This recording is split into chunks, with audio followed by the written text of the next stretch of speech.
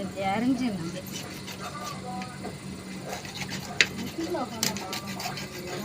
Easy தான், இந்த மீன் ஆயிடுறது ரொம்ப ஈஸி.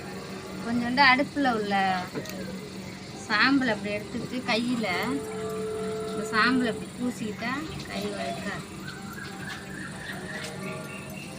ரெண்டு சைடும் அரிஞ்சிட்டு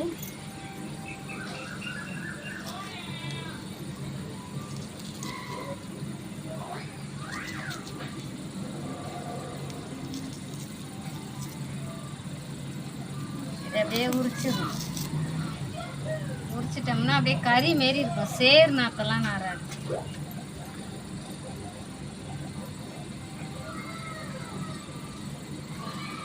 சாம்பை தொட்டாதான் கை வழுக்காது.